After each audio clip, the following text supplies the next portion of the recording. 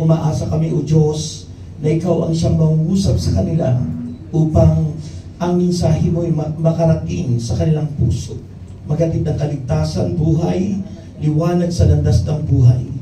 At Diyos, gamitin mo ang lingkod mo mightily, boldly and powerfully, kasama po ang mga awit. Sa aming kalagitnaan, will you welcome ka namin, O Holy Spirit, and take over in the life of your people, most especially in your servant, Lord. We thank you and we bring you back all the glory, honor, praises, and thanks, O Lord God. In Jesus Christ's mighty name, and everybody say, Amen. Thank you, Lord. Thank you, Lord. Nasanay kayo ng amen. Sabihin niyo, thank you, Lord. Thank you, Lord. Magandang hapon po sa inyong lahat. Sayang po yung iba hindi sumagot. So important to respond, mga kapatid, sapagkat yung po ay blessing mula sa Panginoon. Ulitin ko po, magandang hapon po sa inyong lahat. May ilan pa rin pong hindi sumagot. Kaya ulitin ko po, kasi sayang naman po kung uuwi kayong bigo. Okay?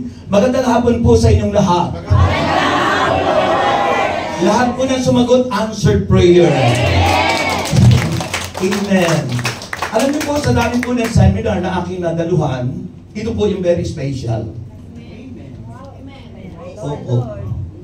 Maraming business seminar, mayroong mga organizational seminar, investment seminar, iba't ibang klase, maganda ang venue, pero ito po ang very special. Because this kind of seminar, sometimes people are not aware.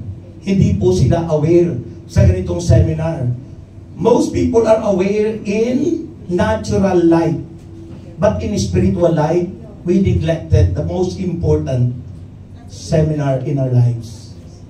Mahina. Ikausap ba?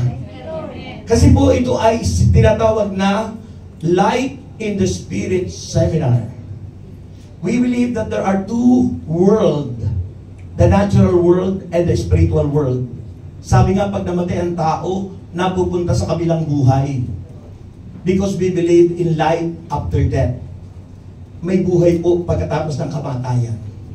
At ito yung ating pinaghahandaan. Narito ba kayo para maghanda? Amen. Life in the Spirit Seminar. Kasi mahalaga yung buhay.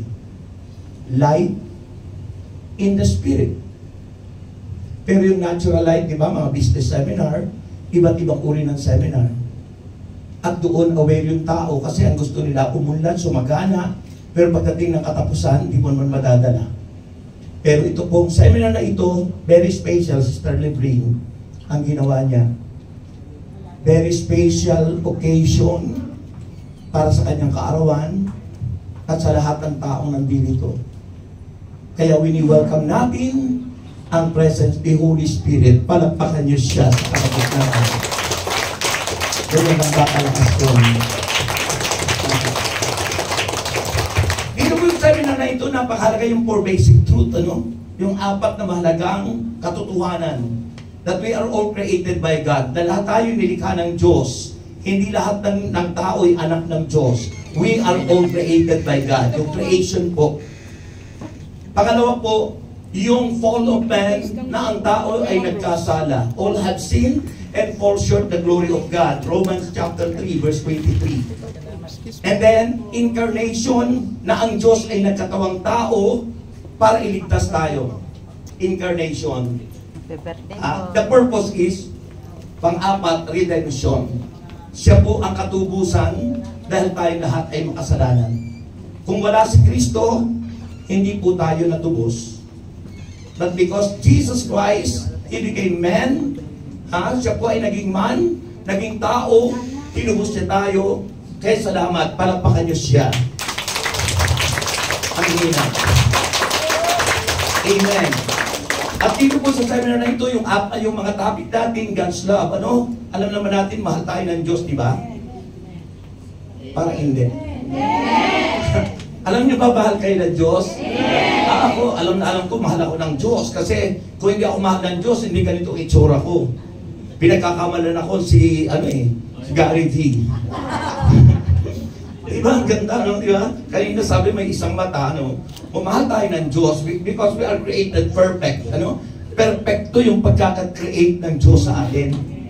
Kaya hindi mo dapat yan, ano. Tapos, yung pag-ibig ng Diyos, tapos yung salvation. Dahil nga tayo lahat ay nagkasala, kailangan tayo ng kaligtasan. At walang ibang tagapagligtas si Kristo lang. Acts 4:12. Kay Kristo lang matatagpuan ang kaligtasan, walang ibang pangalang binigay sa silong ng langit sa ikaliligtas ng marami. Hindi tayo maililigtas ng anumang samahan, pero si Kristo po ang tunay at tapat na kaligtasan natin. Amen. Amen. Then, ang bunga ng kaligtasan ay bagong buhay. Kung hindi tayo naligtas, wala tayong bagong buhay. Because new life is Jesus. That is life in Christ. Mga kapatid.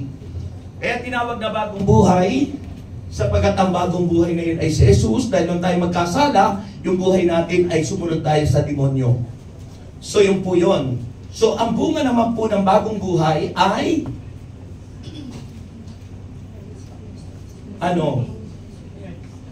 victorious life. Po. At yan po yung topic ko ngayon, receiving God's gift. Okay, pwede na po kayong tumaas ang kamay. Pwede nyo po itaas yung kamay nyo na dalawa at dahan-dahang maupo. Okay. So, receiving God's gift.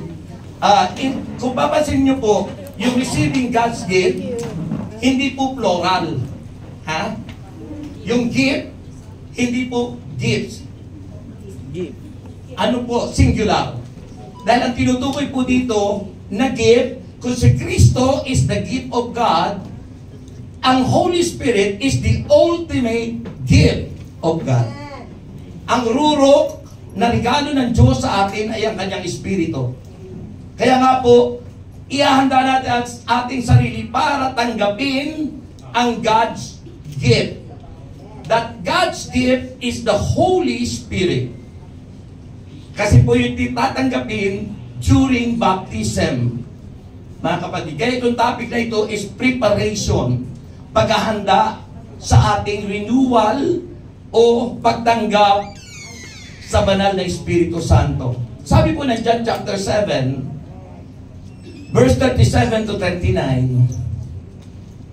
John chapter 7, verses 37 to 39. On the last and greatest day of the feast, Jesus stood and said in a loud voice, "If anyone is thirsty." Sino sa inyong nauuhaw? Kanina pa.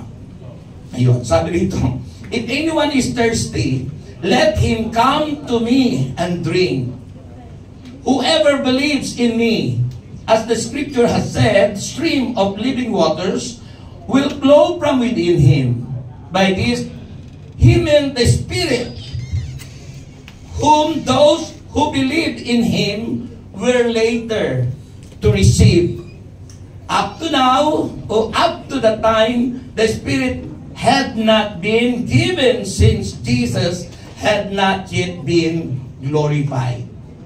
So, makikita po natin dito, a great invitation of God, na tayo pong lahat ay inaanyayahan sapagkat lahat po tayo nauuhaw. Hindi sa ordinaryong tubig, kundi sa Espiritu ng Diyos. Wala akong kausap. Amen. Yun, mahalaga sabi ko sa inyo yung response, yung tugon, sa banal na misa, hindi na yung tugon tayo, di ba? So yun po yun mga kapatid. So, maliwanag yung sinasabi ng banal na kasulatan, tumayo ang Panginoon at sinabi niya na malakas na tinig niya, ang sino man sa inyong nauuhaw, ay lumapit sa akin at uminom. Because Jesus is the way for everything. Siya ang daan para tanggapin ang lahat ng mga pangako ng Diyos sa atin. Sabi niya, sino mang nananampalataya sa akin at sa mabuting balita ay dadaloy ang tubig na nagbibigay buhay sa Kanya. Ang tinutukoy dito sa verse na ito ay ang Espiritu Santo na tatanggapin ng bawat isa. Tanong ko sa inyo, nasa inyo ba, nasa atin ba ang Holy Spirit? Amen. Mahina. Amen. Diba sabi ng Bible, we are the temple of the Spirit. 1 Corinthians 3 verse 16. Sabi nga rin isang awit, ang langit, sa lupa ay ikaw lamang. The temple of God on earth is our heart. Amen. Di ba sabi ng Panginoon, hindi siya nananahan sa mga templong ginawa ng kamay ng tao. Ang Diyos ay nananahan sa templong ginawa ng kamay ng Diyos. At yun yung puso natin. Kaya nandyan yung Holy Spirit sa puso natin. Amen. RGG, receiving God's gift, is a topic that the purpose is to prepare us into baptism with the Holy Spirit. Baptism in the Holy Spirit. Hindi po kayo dapat mabalisa o hindi po kayo papalitan ng anumang inyong renewal lang po ito. Okay? Yung pagtanggap sa Banal na Espiritu Santo. John chapter 7 verses 37, it is a great invitation. Ano yung invitation niya? If anyone is thirsty, sino man sa inyong nauuhaw, let him come to me and drink. Tapos sa verse 38, sabi ron, whoever believes in me, sino mang sasampalataya sa akin, sabi ni Jesus, stream of living water will flow from within. Means to us, our inner heart. Ang hugasan, ang ating maruming puso. Ang hugasan ang ating maruming pagkatao.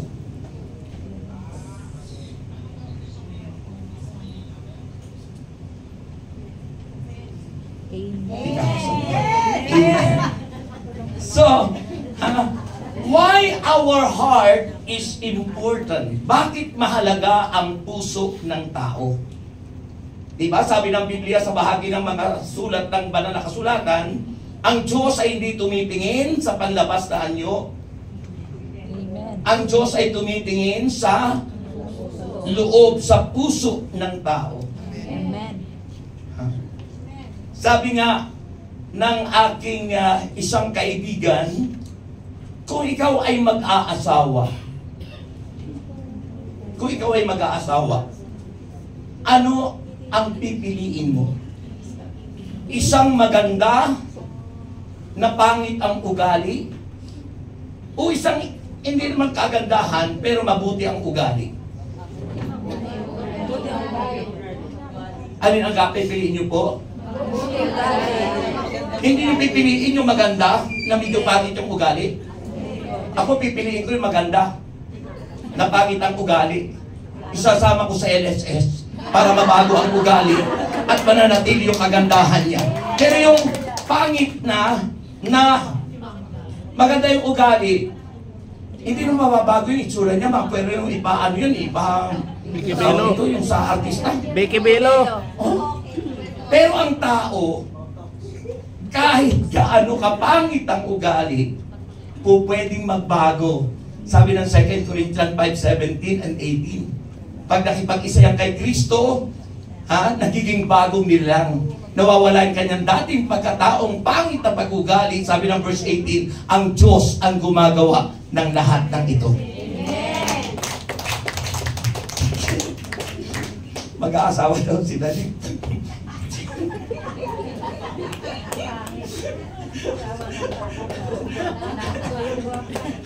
Ako na, pangit-pangit ko noon eh. O diba, sabihin nyo naman, kayo kapalin naman ngayon, pangit ka pa rin eh. Kamukha ko si Palito noon eh. Payat na payat, mga kapatid. Sabi po ng Jeremiah, bakit po mahalaga ang puso natin? Because it is the throne of God on earth. Sabi ng Jeremiah chapter 17 verse 9, the heart is deceitful. Ang puso ng tao ay manluloko, manlilinglang. The heart is deceitful above all things and beyond cure.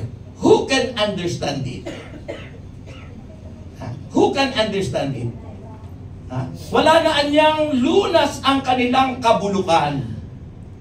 Kasi ang puso ng tao, kapag po hindi na bago, dahil hindi naligtas, ano ang acronym ng heart? H-E-A-R-T.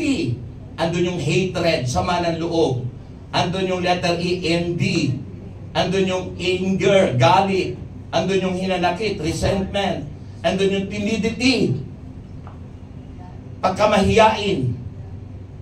Kaya pag hindi po nabago ang tao, yun ang puso niya, marumi, bulok.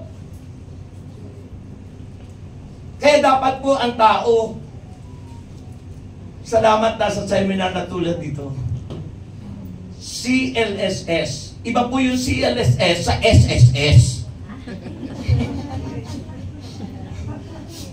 Ang SSS, Social Security System yon. Ito, mahalaga sa buhay natin. Sa buhay espiritual. Kasi mahalaga sa atin lagi yung natural na buhay. Gusto natin yumaman, gusto natin ganito, ganyan, pero pag namatay ka, alam mo, kailangan mo lang pag namatay ka, yung earn, yung paso, o kaya 5/7 na lupa. Yun lang ang kailangan mo. Di mo na kailangan hektarya na lupa. 5/7 meter.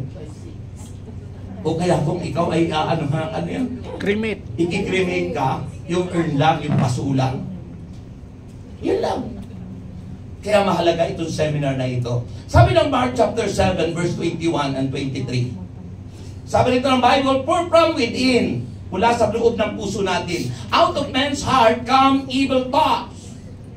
Evil thoughts, sexual immorality, thief, murder, adultery, greed, malice, deceit, lewdness, envy, slander, arrogance, and folly.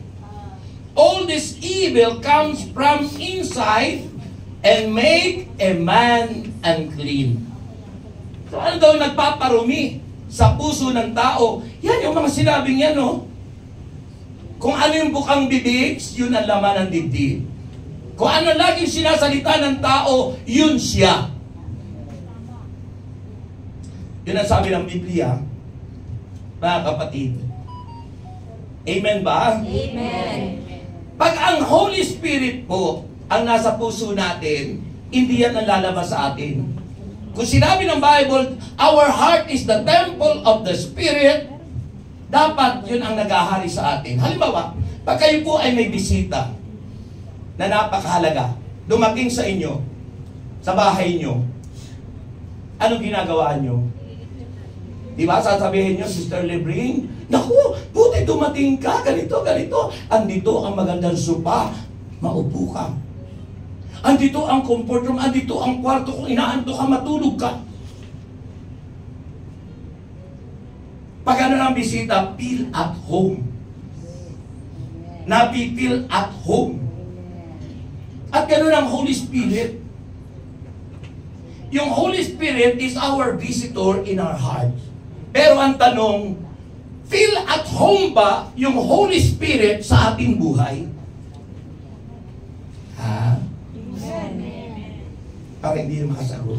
Amen. Kalaban po ng Holy Spirit ang hatred. Kalaban po ng Holy Spirit ang envy. Kalaban po ng Holy Spirit ang anger. Kalaban po ng Holy Spirit ang resentment, hinanakit. Kalaban po ng Holy Spirit ang timidity o pagkamahiyain.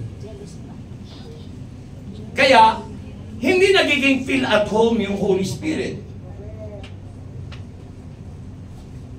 kapag mayroong hatred, envy, anger, resentment, and timidity.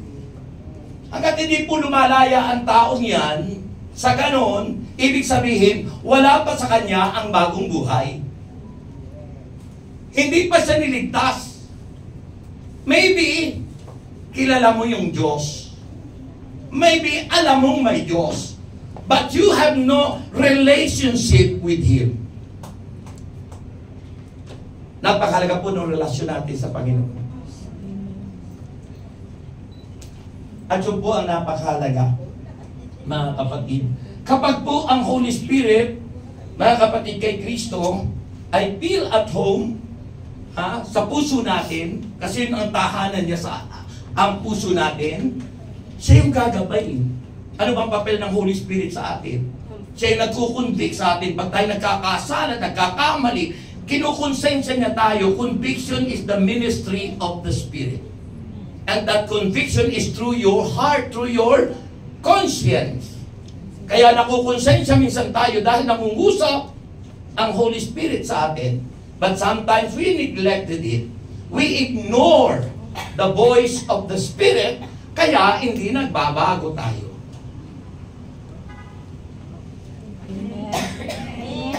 Salamat po, amen. Purihin po natin ang Panginoon. Okay. So, yung po ang napakahalaga, my dear brothers and sisters, masarap po kapag tayo po ay nandun sa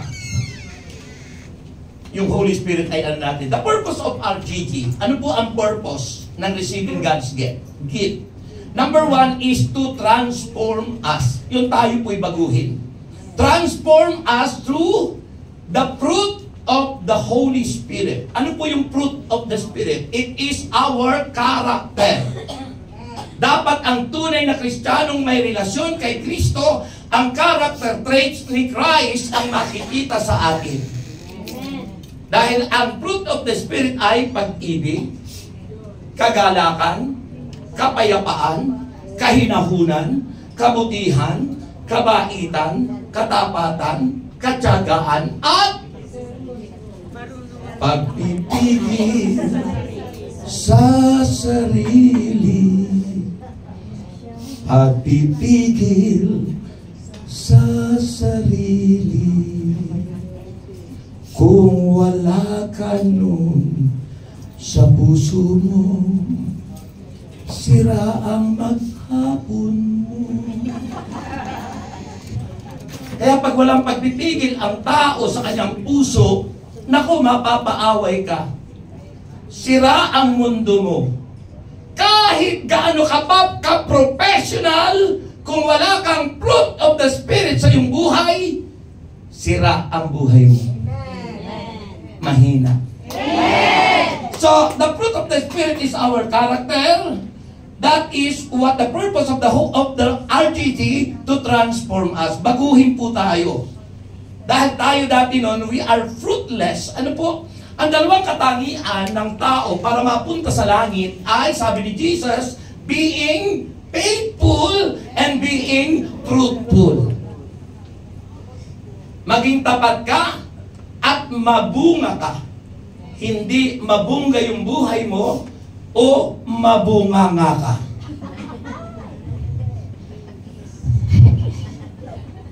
Kasi may mga taong mabungga. Parang Christmas tree ang buhay. O mabunganga. Hindi po yun. Gusto nating mapunta sa langit, kailangan po tayo maging faithful at maging fruitful. Sabi ni Jesus, di ba, sa Gospel according to St. John, hindi kayo ang pumili sa akin, kundi ako ang pumili sa inyo upang kayo humayo at mamunga at manatili ang bunga sa inyo. Manatili, hindi nalalaglag. Okay, number 2, purpose is to empower us. To empower by the Holy Spirit. Acts chapter 1 verse 8, but you will receive power when the Holy Spirit comes on you, and you will be my witness in Jerusalem, and in all Judea and Samaria, and to the end of the earth. Kapag sumaatin ang Holy Spirit, tayo ay bibigyan ng kapangyarihan. Empower us. Empowering. Kasi po, ang dyablo nandyan, laganap. So, kailangan labanan natin ang dyablo. So, una, binabago tayo, yung ugali natin nababago through the fruit of the Spirit. Pangalawa, to empower us sa pamagitan po ng gift of the Spirit. Ano po yung mga gift ng Espiritu Santo? Faith. Hindi po, fruit yung sinasabi mo. Yung gift po ay pananampalataya, faith, gift of wisdom, gift of knowledge, gift of miracles, gift of discernment, gift of, nakasulat po yun sa 1 Corinthians chapter 12 at pinulit sa 1 Corinto 14. Yung pong yung pong gift of the Spirit is Christian power. Kapangyarihan natin. Yung pong fruit of the Spirit is our character. Yung pagbabago ng tao. Kaya po mahalaga yung dalawa yon. Minsan nalilito tayo, pero yung fruit, that is our character. Yung gift of the Spirit, yung po yung kapangyarihan. Power. Actually, you shall receive power when the Holy Spirit comes upon you. At kayo, anyay magiging mga saksi ko mula sa Jerusalem hanggang Judea, Samaria, at hanggang sa dulo ng daigdig, kasama ang lugar na ito. Kasama ang pamilya ni Sister Libring. Purihin ang Panginoon. Parang tipid na tipid kayong pumalakpak. Pag sa Lord, dapat bigay tulong. Siguro pag sumunta rito, so sinalalan yung kandidatong sinusuportahan nyo, lakas ng abay, tilipas, abay, tilipas siguro. Pero pag kay Lord, parang tipid na tipid. Parang may control. Diba? Ayun po yun mga kapatid. So tandaan nyo po yun. The purpose is to transform us, ang RTG, baguhin tayo. Pangalawa, to empower us, bigyan tayo ng kapangyarihan para tayo maging victorious Christian, mananagumpay. Sabi ng inaawit natin, we are more than conquerors, no one can defeat us. We are the chosen generation, we are the sons. Paano masasabing you are more than conqueror kung wala naman sa iyo yun? Diba? Problema lang, iyak-iyak, kung ano, di ba? Dapat po, stand up for Jesus. Manindigan ka. Because you have relationship with Him. You are baptized. Sabi ron, Acts 1:8, you shall receive power when the Holy Spirit comes upon you, and you will be my witness. From Jerusalem to Judea and Samaria, and to the uttermost part of the earth. Jerusalem is the holy place. Ibig sabihin, mula sa kasamaan, naging kabanalan, tungo sa pag-share sa mga taong matutuloy ng kabanalan. And that is not our holiness, but the holiness of God. Amen. Number 3 is to sanctify us, mga kapatid. To transform us, to empower us, and to sanctify us. The sanctifier, yung magpabanalin tayo. Kaya may Holy Spirit para tayo pabanalin. Ang nagpapabanal sa atin ay ang Espiritu Santo. The sanctifier is the Holy Spirit, mga kapatid. Kaya ano sinasabi po? Sabi po dito, the third purpose of RGG is to sanctify us, to be holy, and remember that the Holy Spirit is the sanctifier. John 15, verse 3 to 4. You are already clean because of the word I have spoken to you. Remain in me, and I will remain in you. Manatilian niya kayo sa akin, at mananatili ako sa inyo, and that is the holiness of God, not our holiness. No one is holy except God. That's why we need Him so that we become holy. Amen. Amen. Amen. Hindi natin aakinin yun. Kabanalan ng Diyos yun. That's why we need our relationship with the Lord. We need to accept Him. We need to be baptized by the Holy Spirit. And once na ito'y naranasan mo, yun ang tinatawag na born again experience. To be born again is not to transfer in any denomination, but to be born again is to experience, to encounter the presence of God in our lives. Amen. Ang hina. Amen. Amen. Sabi ng 1 Peter chapter 1 verse 22 to 23, now that you have purified yourselves by obeying the truth, so that you have sincere love for your brothers, love one another deeply from the heart. Why? Sabi ng verse 23, for you have been born again, not of perishable seed, but of imperishable through the living and enduring Word of God. Isinisilang muli tayo dahil sa kapangyarihan ng salita ng Diyos. Ang hina. Amen! Sabi ng 1 Peter chapter 1 verse 14 to 15, as obedient children, sino sa inyo ang masunuring anak ng Diyos? Naku, nahihiya pa silang tumakas. Sino po sa inyo ang masunuring mga anak ng Diyos? Ayan, sabi ng Bible. 1 Peter chapter 1 verse 14 to 15, as obedient children of God, do not conform to the evil desire you had when you lived in ignorance. Nung tayo anyay mga mangmangpa, ang ating sinang-ayunan ay ang demonyo. Nung mangmang pa tayo, nung wala pa tayong alam. Pero sabi ng Bible, but just as He who called you is holy, so be holy in all you do, for it is written, be holy because I am holy.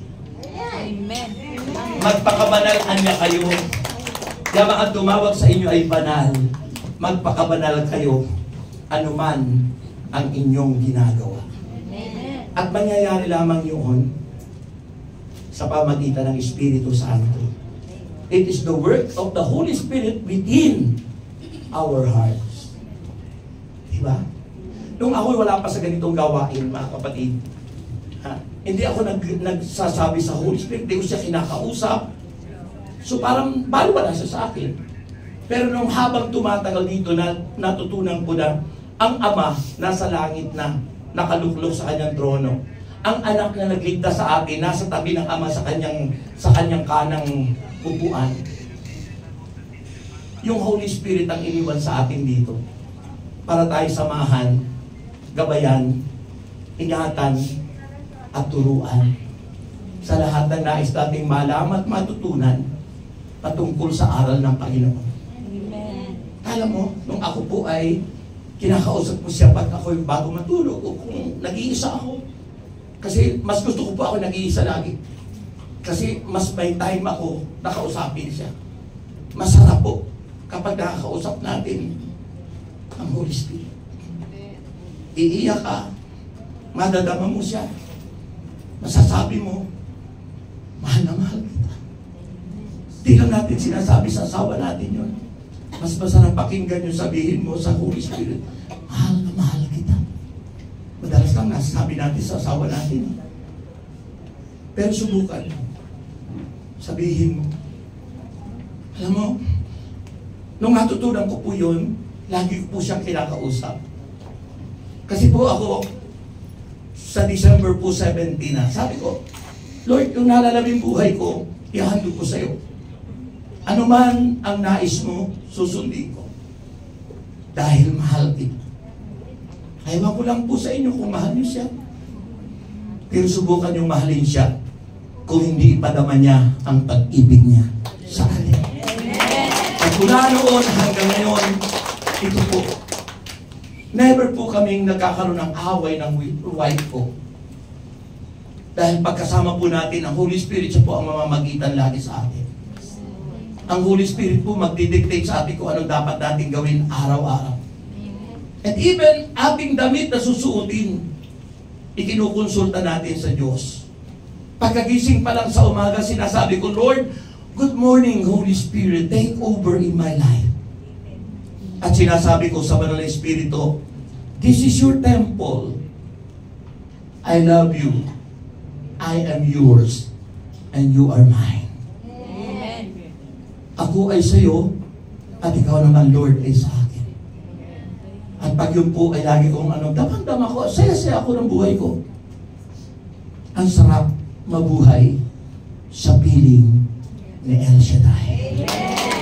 Kayo tulunok ko, kayo po'y magdasal. Sabihin mo sa Panginoon, kung ang nais niyo. Kay buti mong Panginoon. Kay buti mo, O Lord. Wala kang katulad. Hindi ka nagpabaya Matagal mo kaming pinagmamasdan. Matagal mo kami, Lord, na sinusubaybayan. Pero salamat. Nagkaroon kami ng pagkakataon para ikaw ay bigyan pansin. Nagkaroon kami ng pagkakataon, O Lord, para kami magkaroon ng panahon para sa iyo. Salamat sa biyaya mo. Salamat sapagkat may gumagabay sa amin. Salamat sapagkat ikaw ang aming kapangyarihan. Nagtitiwala kami sa iyong katapatan at umaasa sa iyo sa pangalan